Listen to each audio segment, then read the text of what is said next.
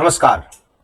आज के इस वीडियो में हम बात करेंगे राजस्थान लोक सेवा आयोग अजमेर द्वारा जो 17/7/2025 की सेकंड ग्रेड वरिष्ठ अध्यापक सीनियर टीचर की जो विज्ञापन जारी किया था, नोटिफिकेशन जारी किया था। आपको पता है दोस्तों, कुल 10 विषयों के लिए 6500 पदों पर यह वैकेंसी है। तो आज अपन इस नोटिफिकेशन के बारे में चर्चा करेंगे। जैसे इस नोटिफिकेशन में विशेष रूप से आप ध्यान रखना, दो शब्दों का नया वर्ण है, अनुसूचित क्षेत्र और गैर अनुसूचित क्षेत्र। तो इनके लिए देखो अलग अलग इस पोस्टें बता रखी है। हिंदी के लिए कुल 1052 है, अंग्रेजी के लिए कुल 1305 पोस्ट है और संस्कृत के लिए 940 है, गणित के लिए 985 है, विज्ञान के लिए 955 है। ऐसे करके देखो टोटल 6500 पोस्ट के लिए नोटिफिकेशन जारी किया था। तो अब इस नोटिफिकेशन के बारे में और हमें फॉर्म भरते समय किन बातों का ध्यान रखना है, इस विज्ञापन में क्या क्या पॉइंट है, उनके बारे में अपन यहां चर्चा करेंगे। तो मैं तो ये कहता हूं कि ये टोटल 6 पेज की पीडीएफ है। आप डाउनलोड करके एक प्रिंट निकाल लीजिए और उसके बारे में आप जितना हो सके संक्षिप्त में उसका अध्ययन कीजिए, ताकि इसके अंदर जो बारीकियां छिपी हुई है उसका आपको पता चल सके। ये पहला पेज है, इसमें देखो ये स्पष्ट लिखा हुआ है कि अनुसूचित और गैर अनुसूचित क्षेत्र की वर्गवार रिक्तियों का वर्गीकरण प्रत्यक्ष आयोग द्वारा शीघ्र जारी कर दिया जाएगा। मतलब ये जो अनुसूचित क्षेत्र और गैर अनुसूचित क्षेत्र के लिए जो पोस्ट है उनमें यह बता दिया जाएगा कि ओबीसी की कितनी है, जनरल की कितनी है, एससी एसटी महिला की कितनी है, विडो की कितनी है। तो ये सब जो है वो कह रहे हैं कि आयोग द्वारा शीघ्र अलग से जारी कर दिया जाएगा। अब अपन इस पहले पेज के बारे में देखते हैं, इसमें क्या क्या बताया गया है। इसमें देखो एक तो है अनुसूचित क्षेत्र और एक गैर अनुसूचित क्षेत्र।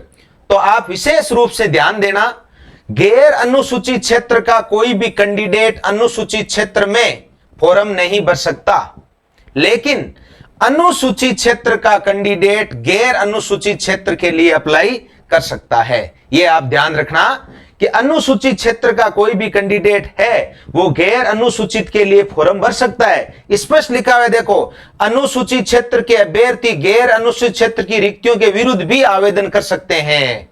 यानी अनुसूचित क्षेत्र वाला कहीं भी भर सकता है, लेकिन गैर अनुसूचित क्षेत्र का कैंडिडेट आवेदक अनुसूचित क्षेत्र में आवेदन नहीं कर सकता। तो एक तो यह हो गया। फिर देखो इस पेज में एक योग्यता के बारे में बात है। तो योग्यता आपको पता है स्नातक प्लस बीएड होनी चाहिए। और खास बात सुनना, यदि कोई आवेदक 2 आवेदन करता है, 3 आवेदन करता है, कितना आवेदन कर रहा है, तो ध्यान दीजिए उसको आवेदन अलग अलग करना पड़ेगा। उसको आवेदन अलग अलग करना पड़ेगा। ऐसा नहीं है कि आपने एक आवेदन किया और आप हिंदी से भी दे सकते हो और सामाजिक से भी दे सकते हो, ऐसा नहीं होगा। चलिए अपन आगे बात करते हैं। देखें फिर इसी पहले पेज में पीडीएफ में देखो आरक्षण के बारे में बताया गया। तो मैं देखो यहां 6 पेज में जो भी आरक्षण की व्यवस्था है वो सारी मैंने एक जगह कर ली। देखो आरक्षण 2 टाइप का होता है। एक तो होता है ऊर्ध्वाधर और एक होता है हॉरिजॉन्टल, यानी क्षितिज। 2 टाइप का आरक्षण है, एक तो है ऊर्ध्वाधर और एक है क्षितिज। ऊर्ध्वाधर आरक्षण क्या होता है? ऊर्ध्वाधर आरक्षण का मतलब है, जैसे मान लीजिए आपने कह दिया, माना कि हिंदी की पोस्ट है, मान लो 100 पोस्ट है, और अपन ने यह कह दिया कि भाई जनरल को इतनी है, ओबीसी को इतनी है, एससी को इतनी है, एसटी को इतनी है। ये जो है general, OBC, SC, ST, EWS है, एमबीसी है, इनमें जो आरक्षण मिलता है वो तो होता है ऊर्ध्वाधर यानी वर्टिकल आरक्षण।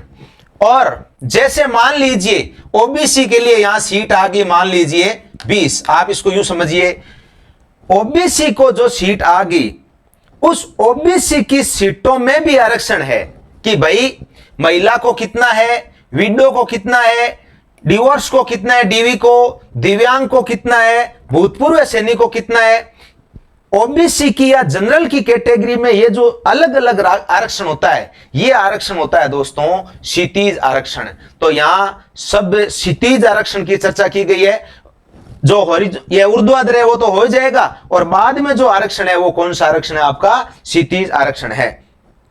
खास बात सुन लीजिए, ये जो आरक्षण है राजस्थान राज्य के अभ्यर्थियों को ही, आवेदकों को ही मिलेगा। राजस्थान से अलावा जैसे मान लो हरियाणा का कोई आवेदक है और यहां आरपीएससी में आवेदन कर रहा है, उसको आरक्षण नहीं मिलेगा, चाहे वो किसी भी कैटेगरी का हो। हाँ, वो जनरल कैटेगरी के अंदर आवेदन कर सकता है, बाकी उसको आरक्षण का कोई लाभ नहीं मिलेगा। देखो आरक्षण का लाभ किस किस को नहीं मिलता? एक तो इनको नहीं मिलता, और एक मान लीजिए राज्य सेवा के कर्मचारी है, कोई राज्य सेवा के कोई भी कर्मचारी है, और यदि वो क्रीमिलियर वर्ग में है, यदि वो क्रीमिलियर में है, किस किस कौन कौन से? ओबीसी और एमबीसी, वो क्रीमिलियर है तो उनको आरक्षण का लाभ नहीं मिलेगा। बाकी राज्य सरकार के कोई कर्मचारी है उनको भी लाभ मिलेगा, यदि वो क्रीमिलियर है तो उनको वो लाभ नहीं मिलेगा। चलिए, तो यहां देखो ये बता दिया, सरकारी कर्मचारी है उसको आरक्षण मिलता है, आयु सीमा में भी छूट मिलती है, अभी आयु सीमा की बात करेंगे, लेकिन वो केवल और केवल किन को मिलता है? राजस्थान राज्य सरकार के कर्मचारियों को ही मिलता है। अन्य राज्य का कोई कर्मचारी है या केंद्र सरकार का कोई कर्मचारी है, उनको यह लाभ नहीं मिलता। और खास बात सुनिए, हम कहते हैं ओबीसी का लाभ मिल रहा है, एससी का मिल रहा है, एसटी का मिल रहा है। ये फॉर्म भरते समय आप विशेष रूप से ध्यान रखना, जब आप अपनी श्रेणी में फॉर्म भरोगे तभी आरक्षण का लाभ मिलेगा। मान लीजिए एससी का कोई कैंडिडेट है, यदि वो एससी कैटेगरी का चयन करेगा तभी उसको एससी का लाभ मिलेगा, वरना उसको एससी का लाभ नहीं मिलेगा, वो फॉर्म जनरल कैटेगरी का माना जाएगा। चलिए नेक्स्ट देखो, अगला पेज आ गया। अगले पेज के अंदर एक तो आयु के बारे में देख लो कि न्यूनतम आयु तो है 18 वर्ष और अधिकतम आयु है 40 वर्ष। तो यहां देखो थोड़ा सा अपन आयु सीमा के बारे में चर्चा कर लेते हैं कि न्यूनतम आयु है 18 वर्ष और अधिकतम आयु है कितनी? 40 वर्ष। अब आयु सीमा में छूट किसको है? यदि कोई candidate SC, ST, OBC, MBC, EWS का कोई पुरुष है तो उसको 5 वर्ष की छूट है, अर्थात वो 45 वर्ष की आयु तक भी एग्जाम दे सकता है। और यदि इन्हीं कैटेगरी की कोई महिला है उसको 10 वर्ष तक की छूट है, और यदि सामान्य कैटेगरी कोई महिला है उसको भी 10 वर्ष की छूट है। इसके अलावा देखो आयु सीमा में अपन छूट की और चर्चा करते हैं।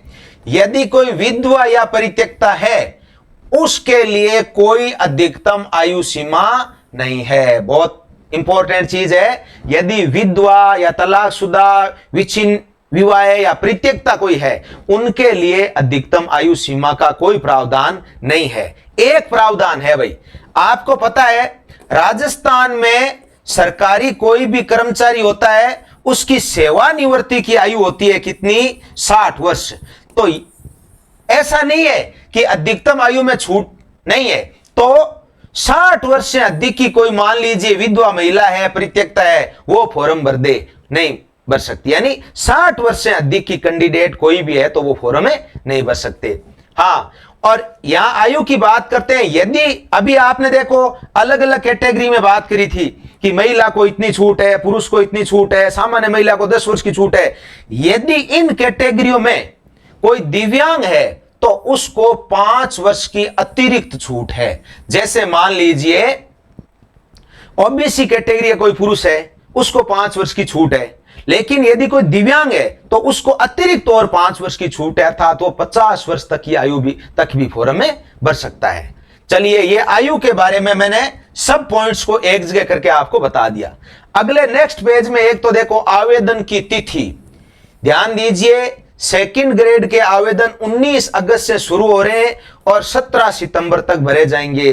दोस्तों, जैसे ही 19 तारीख आती है आप बिल्कुल भी लेट मत करिए और आप तुरंत आवेदन कर लीजिए। हाँ, उसके बाद देखो इस पेज में क्या है, आवेदन की पूरी प्रक्रिया इसमें बताई गई है। आवेदन की प्रक्रिया में देखो आजकल सब के पास सुविधा है, अपन अपने आप ही आवेदन कर सकते हैं। इसके लिए आपको मैं थोड़ा सा शॉर्ट में बता देता हूं, और वैसे इस विज्ञप्ति में पूरा दे रखा है कि भाई आप वेबसाइट पर जाइए और अप्लाई ऑनलाइन लिंक पर जाइए, या आप एसएसओ आईडी ओपन कीजिए। एसएसओ आईडी ओपन करते समय आपके सबसे बड़ी दिक्कत आती है, अपन होम पेज पर जाते हैं तो सबसे पहले आता है G2G, इस पर मत जाइए, आपको जाना है G2C पर, और उसके बाद में रिक्रूटमेंट पोर्टल पर जाइए और ओटीआर भरिए, ओटीआर करिए, वन टाइम रजिस्ट्रेशन कर दिए। यदि आप वन टाइम रजिस्ट्रेशन करेंगे तो आपको फीस लगेगी 600 रुपए, 400 रुपए, 400 रुपए, कैटेगरी वाइज है। यदि आपने एक बार ओटीआर कंप्लीट कर लिया है तो अब आप सीधा फॉर्म में भर सकते हैं। तो ये आपके आवेदन की प्रक्रिया के बारे में मैंने बता दिया। अब नेक्स्ट है, देखो ये बात मैंने बता दी, ओबीसी या एमबीसी का कोई क्रिमिनल वर्ग है उसको आरक्षण का कोई लाभ नहीं मिलेगा। तो लाभ किस किस को नहीं मिलेगा रे? एक तो राज्य के अलावा, चाहे किसी भी कैटेगरी का है, चाहे वो एसटी का है, राजस्थान राज्य के अलावा किसी राज्य का कोई कैंडिडेट है, आवेदक है, वो चाहे किसी कैटेगरी का है, उसको आरक्षण का लाभ नहीं मिलेगा। एक कर्मचारी कोई है, राज्य सरकार के कर्मचारी को मिलेगा, अन्य राज्य के कर्मचारी को या केंद्र सरकार का कोई कर्मचारी है उसको लाभ नहीं मिलेगा। फिर राज्य सरकार का भी कोई कर्मचारी है, ओबीसी या एमबीसी कैटेगरी का है, और यदि वो क्रिमिनल वर्ग का है तो उसको आरक्षण का लाभ नहीं मिलेगा। ये ध्यान दीजिए। देखो ये बता दिया, राजस्थान से बिन अभ्यर्थी को आरक्षण का लाभ नहीं मिलेगा, चाहे वो किसी भी कैटेगरी का क्यों न हो। और एक बात यहां ध्यान रखना, अपन यहां विशेष योग्यजन यानी दिव्यांग की बात करते हैं। दिव्यांग के लिए 40% या उससे अधिक का यदि आपके पास सर्टिफिकेट है तो आप दिव्यांग की श्रेणी में माने जाओगे, और दिव्यांग यानी विशेष योग्यजन का आपको लाभ मिल जाएगा। और दिव्यांग को आपको पता है श्रुति लेखक की आवश्यकता होती है। आपको ध्यान है, श्रुति लेखक दो टाइप के हो सकते हैं, एक तो स्वयं का श्रुति लेखक हो सकता है और एक आरपीएससी का या आयोग का हो सकता है। मैं आपको यहां एक चीज बताना चाहूंगा दोस्तों, ध्यान रखना, यदि कोई दिव्यांग भाई बहन है आवेदन कर रहा है, उस टाइम दिव्यांग कैटेगरी का सिलेक्शन कीजिए। यदि आपने आवेदन करते समय दिव्यांग कैटेगरी का सिलेक्शन नहीं किया और आप दिव्यांग है, चाहे आपके पास 100% का प्रमाण पत्र है, तो भी आपको इसका लाभ नहीं मिलेगा।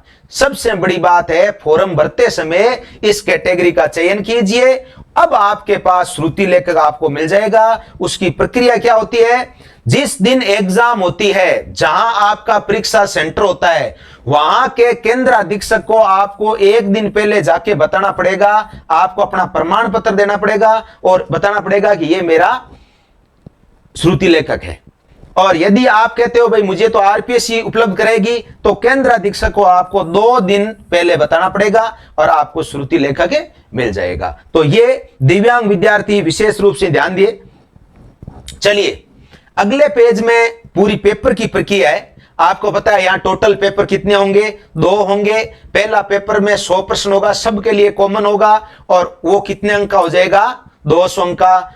और सेकंड पेपर जो होगा उसमें 150 प्रश्न होंगे, कितने अंकों का होगा, 300 अंकों का। यानी यहां तो देखो एक प्रश्न के नंबर कितने मिल रहे हैं, 2, और अपने सब्जेक्ट के पेपर में एक प्रश्न के कितने मिल रहे हैं, 3। टोटल 500 अंकों के आधार पर आपकी मेरिट बनेगी। किसी प्रकार के कोई इंटरव्यू का प्रावधान नहीं है। चलिए यहां एक चीज ध्यान दीजिए, स्पष्ट रूप से लिखा हुआ है, चाहे किसी भी कैटेगरी का हो, इस परीक्षा में पास होने के लिए न्यूनतम 40 अंक होने जरूरी है। यदि न्यूनतम 40 अंक नहीं है और चाहे उस पोस्ट पर पूरी आवेदक आए नहीं, फिर भी वो जो पोस्ट है वो वैकेंट रह जाएगी। एससी एसटी को 5% की छूट है। और मोस्ट चीज सुनना, भूतपूर्व सैनिक और विशेष योग्यजन यानी दिव्यांग, इनके लिए ये जो न्यूनतम अंक है इसका कोई प्रावधान नहीं है, उनको पूरी की पूरी क्या है, छूट है। ये विशेष योग्यजन और भूतपूर्व सैनिकों के लिए है। चलिए अपन आगे बात करते हैं। इस पेज में देखो निश्चितता के बारे में बताया, ये सारी चीजें जो मैंने आपको बताई है वही चीजें वापिस इसने रिपीट की है। और यहां कुछ चीजें आपको मैं बता देता हूं। एक विशेष रूप से ध्यान देने वाली बात है संतान संबंधी। तो 1 जून 2002 के बाद यदि 2 से अधिक संतान है तो वो आवेदक अयोग्य होगा। वो आवेदक अयोग्य होगा। यहां एक चीज को आप समझ लीजिए, मान लीजिए प्रथम प्रसव हुआ और उसमें एक साथ 2 संतान हो गई, तो वो 2 की 2 काउंट होगी। ध्यान दीजिए, प्रथम प्रसव में यदि 2 संतान हो गई तो वो 2 ही काउंट होगी। और यदि प्रथम प्रसव में मान लीजिए 1 संतान हो गई और द्वितीय प्रसव में 2 संतान हो गई, तो उसको एक यूनिट माना जाता है और उस आवेदक के संतान 2 ही मानी जाएगी, यानी इसको एक यूनिट माना जाएगा और वो जो आवेदक होगा वो आवेदन करने के लिए क्या होगा, योग्य होगा। तो दोस्तों ये था सेकंड ग्रेड की जो नोटिफिकेशन आया था, उसकी मैंने पूरी आपको जानकारी दी है। इसी प्रकार का एक वीडियो मैंने फर्स्ट ग्रेड नोटिफिकेशन 2025 के बारे में बता दिया है।